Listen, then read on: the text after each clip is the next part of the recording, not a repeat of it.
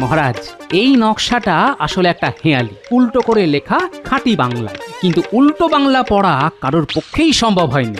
আমি আর বিজ্ঞানী সেই রহস্য উদ্ধার করে মোমের উপর ছাপ নিয়েছি। এই মোমের ছাপ আপনার হাতে দিলাম, দেখুন তো পড়তে পারেন কিনা। বাবা বাবা, চমৎকার পড়তে পাচ্ছি।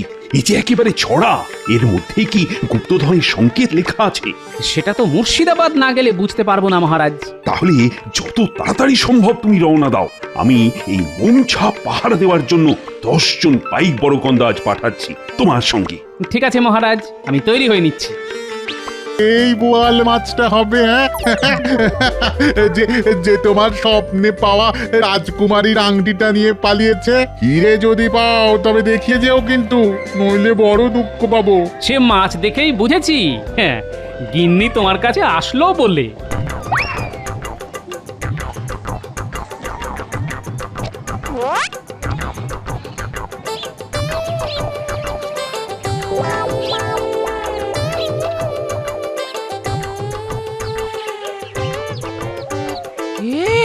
এই মাছের মুখটা খুব চেনা চেনা লাগছে গো, একবার এসে দেখে যাও না।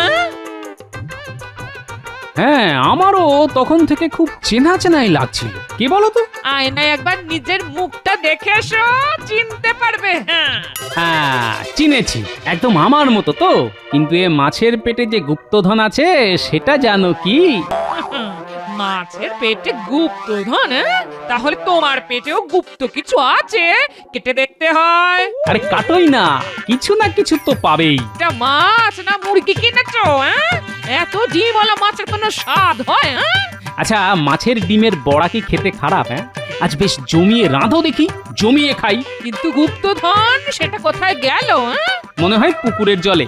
রোজ কয়েকশো করে ডুব মারলেই একদিন না একদিন নিশ্চয়ই পাবো। আজ দেখি কয়েকটা ডুব মেরে গুপ্তধন পাই কিনা। কয়েকটা দিন ভালো ছিল লোকটা, মাথাটা এবার বোধহয় সত্যি বিগড়েছে।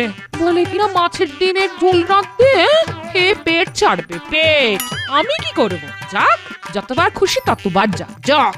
তার উপর নাকি পুকুরে কয়েকশো বার ডুব মারবে, তারপর ভাল্লুকের জ্বর নিয়ে তো কাঁথা মুড়ি দিয়ে শুয়ে থাকবেন। সেবা করতে গিয়ে মরবো আমি? না বাবা না, আমি এত কিছু করতে পারবো না। এলে রেখে যেদিকে দু চোখ যায় সেই দিকে চলে যাব। হ্যাঁ,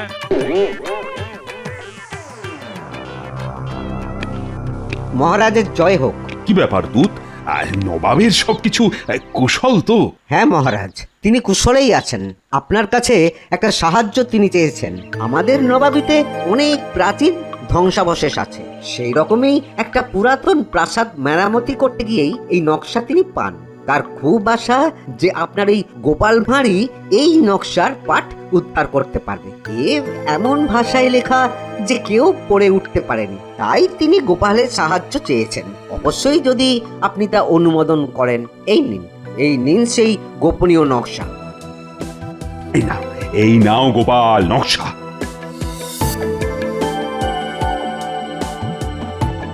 দেখো দেখি নবাবের কাছে আমার মান রাখতে পারো কিনা। আগে আপনি যখন আদেশ করেছেন তখন চেষ্টা করে দেখতে পারি।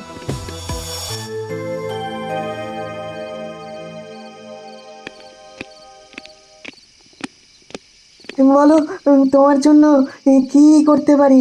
কাজটা হলো, নবাব একটা নকশা পেয়েছেন পুরনো প্রাসাদ মেরামতি করতে গিয়ে। এতে কোনো গুপ্তধনের ইঙ্গিত আছে কিনা তা জানতে তিনি এটি মহারাজের কাছে পাঠিয়েছেন। নবাবের ইচ্ছে আমি এটি গোপনে রাখি। তা এটার একটা নকল করে রাখা কি সম্ভব আজ রাতেই? একবার দেখি তো নকশাটা, কিছু বার করতে পারি কিনা। আমি পরখ করে দেখেছি, কেউ ভাষা বুঝতে পারছে না, কারণ মনে হয় এটা উল্টো করে লেখা। ও, তাহলে তো কোনো সমস্যাই নেই। মোমের উপর ছাপ তুললেই আসল লেখাটা বেরিয়ে আসবে। তুমি আয়নাটা আনো তো, ওইখানে আছে। হ্যাঁ, আনছি।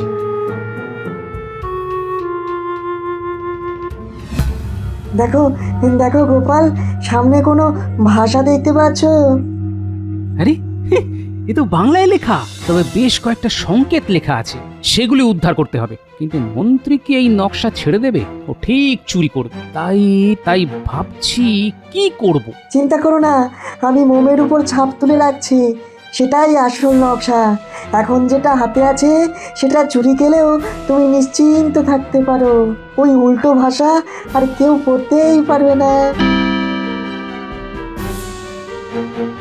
এবার তোদের এমন একটা কাজ দেব, যদি করতে পারিস তবে এমন কপাল খুলবে না যে তোরা নিজেরাই নবাব হয়ে যাবি। একেবারে গুপ্তধনের সন্ধান পেয়ে যাব আমরা।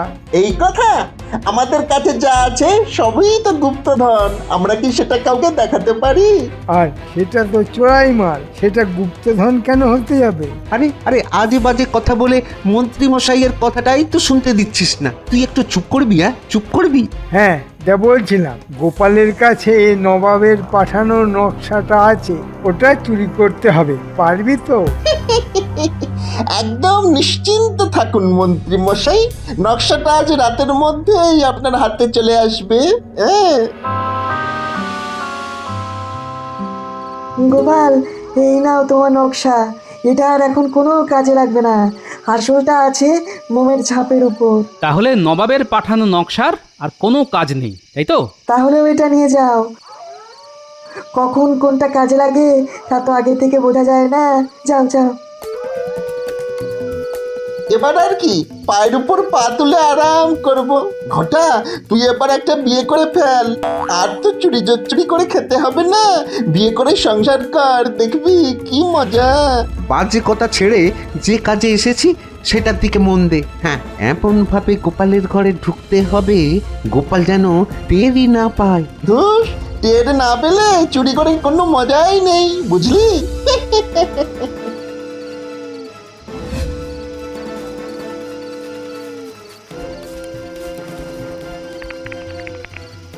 একটা আওয়াজ শুনতে পাচ্ছো? মনে হচ্ছে চোর এসে গেছে। ও এই হাই হাই হাই, এখন আমার কি হবে গো? কি আর হবে? নকশা যখন উনুনে দিয়ে দিয়েছো তখন কি আর তা ফেরত পাওয়া যাবে? উফ, নবাবের কাছে সম্মান একেবারে মাটিতে মিশে গেল। নবাবকে এখন কি জবাব দেবো বলো তো? কি শুনছি রে, গোপালের গিন্নি নবাবের নকশা পুড়িয়ে ফেলেছে? এই জন্যই বলেছিলাম তেলে কাঁঠাল আর গোঁফে গাছ, বুঝেছিস? ওরা এত দেরি করছে কেন? গোপাল কি ধরে ফেললো নাকি? ওরা যদি আমার নাম বলে দেয় তাহলে তো খুব মুশকিলে পড়ে যাব। কি রে, নকশা পেয়েছিস? না, এবারও হলো না। আমাদের কপালে গুপ্তধন নেই মন্ত্রী মশাই। আরে সে কথা পরে হবে, আগে বল নকশাটা কোথায়? গোপালের গিন্নি উনুনে আগুন জ্বালাতে গিয়ে নকশা পুড়িয়ে ফেলেছে। সেটা তোরা জানলি কি করে?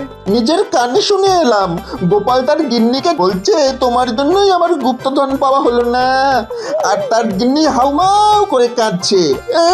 কি বলছিস রে তোরা? গোপালের গিন্নি নবাবের দেওয়া গুপ্তধনের নকশা পুড়িয়ে ফেলেছে। এবার নবাব তো ওকে শুলে চড়াবে। মহারাজও গোপালকে বাঁচাতে পারবে না। এক পক্ষে ভালোই হয়েছে, গুপ্তধন পেতাম কিনা জানা নেই, কিন্তু গোপালের এবার মুন্ডু কাটা যাবে। বাঁচলাম বাবা।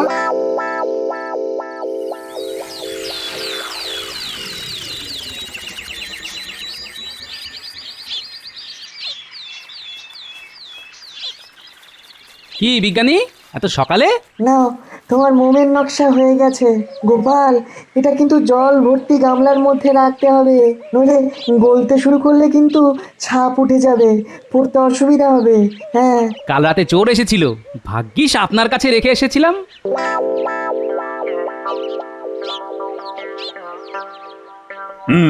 তা গামলায় কি আনলে গোপাল, তাও আবার রাজসভার মধ্যে?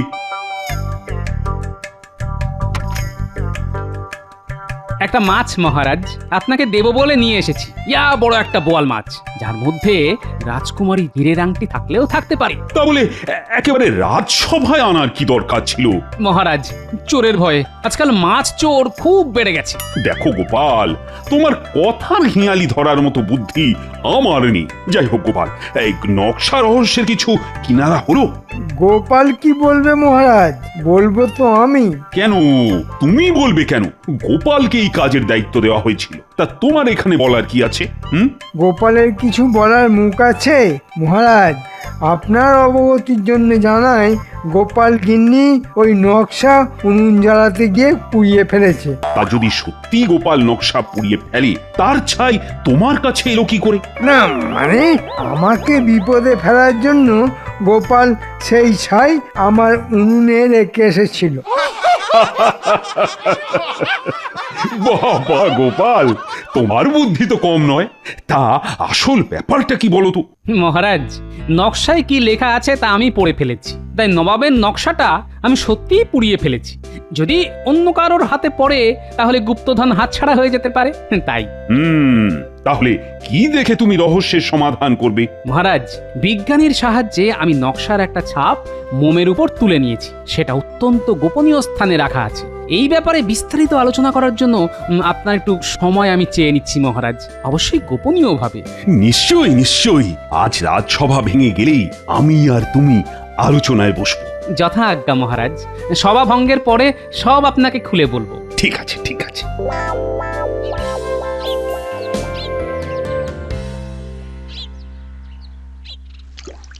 মহারাজ, এই নকশাটা আসলে একটা হেঁয়ালি, উল্টো করে লেখা খাঁটি বাংলা, কিন্তু উল্টো বাংলা পড়া কারোর পক্ষেই সম্ভব হয়নি।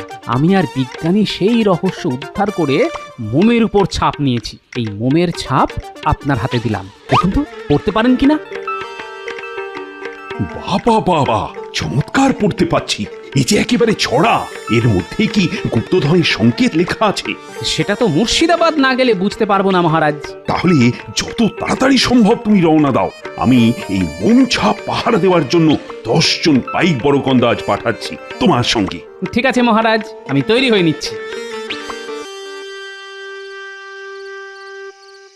শোন, তোদের মুর্শিদাবাদ যেতে হবে, গিয়ে উজিরের সঙ্গে দেখা করে সব খুলে বলতে হবে। সব খুলে বলে দেব, কোনো চিন্তা করবেন না আপনি। গুপ্তধন আমরাই পাবো। আজ রাতেই আমরা বেরিয়ে পড়ছি।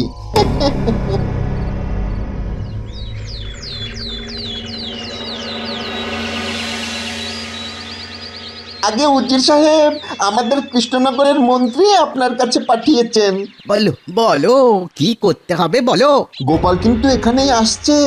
ও গুপ্তধনের রহস্য উদ্ধার করে ফেলেছে। তিনি আপনাকে বলতে বলেছেন গোপাল যেন এই কাজটা করতে না পারে। আপনি আমাদের দিয়ে আগে ভাগেই করিয়ে ফেললে এই গুপ্তধন আপনার হবে। কিন্তু গোপাল আমাকে বলবে কেন? ও তো নবাবকেই বলবে।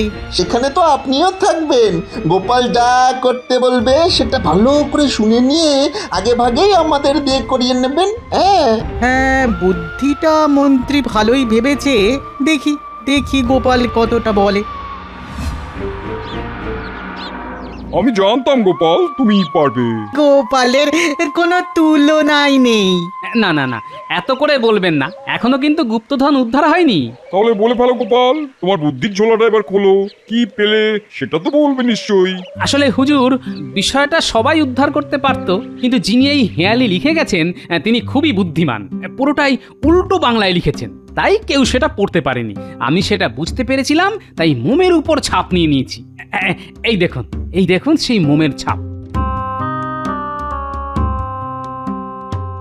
এবার পড়তে থাকুন। পেল্লাই যত কেল্লা আছে সেখান থেকে 400 পা, পূবেও না দক্ষিণেও না, উত্তরে আছে বেগুনধা।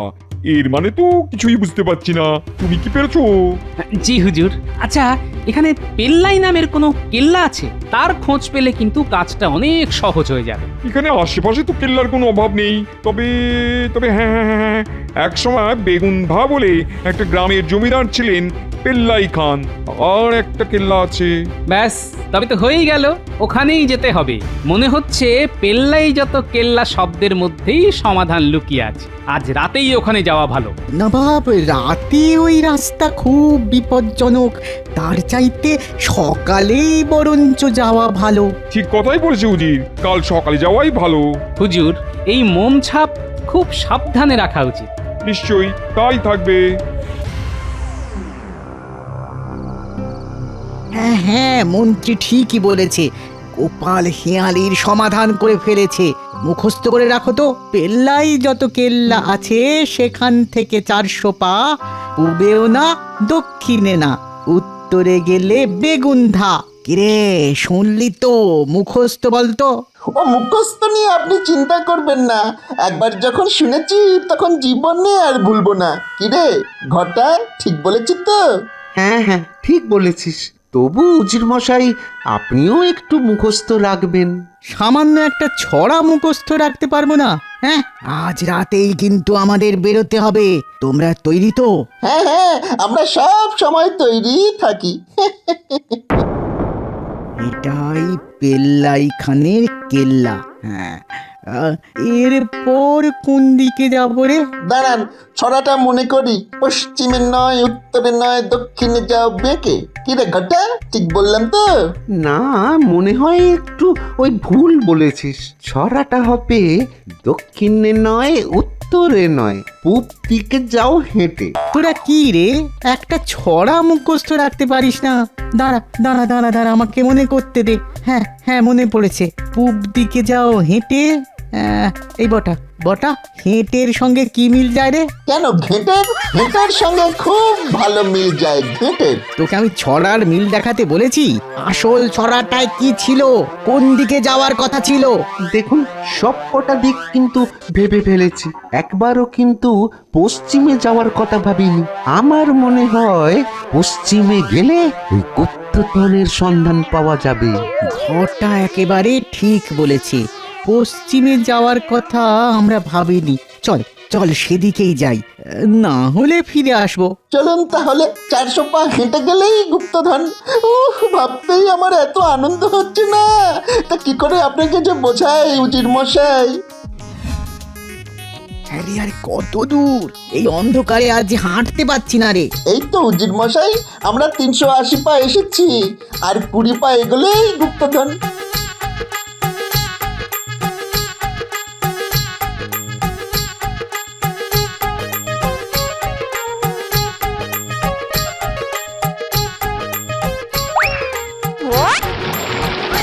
ওরে ওরে মারে, ও বটা বটা রে, বটা আমায় ধর। উজির মশাই, একবার এদিকে আসুন তো, ঘটাকে ধরতে হবে। হ্যাঁ হ্যাঁ, চল চল চল চল, ঘটাকে ধরি, চল। আরে আমিও যে পড়ে গেলাম, চারিদিকে এত পাক। উজির মশাই আসুন না, আমাকে ধরুন। দুজনেই পড়ে গেল, আমি কি করি? ওদের আর বাঁচানোর দরকার নেই। চাচা আপন প্রাণ বাঁচা, আমি পালাই। এগি এগি, বাঁচাও বাঁচাও, মরে গেলাম মরে গেলাম।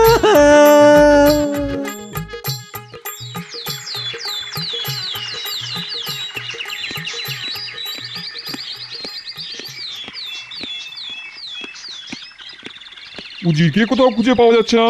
চলো গোপাল, আমরা রওনা হই। উজির সম্পর্কে যা ভেবেছিলাম সেটাই বোধহয় সত্য হলো। হুজুর, এই তাহলে পেল্লাই খানের কেল্লা। হ্যাঁ, এটাকে সে নামেই ডাকা হয়। চলুন হুজুর, কেল্লার একেবারে সামনে গিয়ে দাঁড়াই। সেখান থেকে 400 পা যেতে হবে। ছড়াটা মনে আছে তো? পূবেও না, দক্ষিণে না, উত্তরেতে বেগুন্ধা। হ্যাঁ হ্যাঁ, ঠিক তাই ঠিক তাই। আসলে এই গ্রামটার নাম বেগুন্ধা। একসময় এখানকার রাজা ছিলেন পেল্লাই খান নামের এক জমিদার। তার ছিল প্রচুর ধন রত্ন, কিন্তু তার মৃত্যুর পর সেই রত্ন বা বিপুল মোহরের ভান্ডার কিছুই খুঁজে পাওয়া যায়নি। তাই সকলের ধারণা কোন গুপ্ত স্থানে তা লুকোনো আছে। এবার সেই রত্ন ভাণ্ডারের খোঁজে আমরা এগিয়ে যাই। চলুন, এক পা করে আমরা 400 পা উত্তর দিকে এগিয়ে যাই। কিরে ঘটা, এখনো বেঁচে আছিস ভাই? আমার চারিদিকে পচা জলের পাক। উফ, কি দুর্গন্ধ রে বাবা রে! আর দুদণ্ড থাকলেই মনে হচ্ছে মরে যাব। আমারও সেই অবস্থা রে বটা। আমরা একটা কাদামাটিতে পড়ে আছি, কারো সাহায্য ছাড়া আমাদের ওঠার কোনো উপায় নেই রে। বাঁচাও বাঁচাও বাঁচাও, কে কোথায় আছো? আমাদের বাঁচাও। গোপাল, আমরা ঠিক কপা হেঁটে এলাম? একদম 400 পা। এবার যেখানে আছে বেগুন্ধা থেকে 100 পা বেঁকে বাম দিকে যাও চলে, দেখতে পাবে জলে একটা মস্ত মাছ। গুপ্তধনের আঁচ। নবাব বাহাদুর, এবার আমাদের 100 পা বাঁদিকে যেতে হবে। সেখানে নিশ্চয়ই কোনো পুকুর আছে, আর সেখানেই আছে গুপ্তধন। চলুন বাঁদিকে এগোই, মাত্র 100 পা।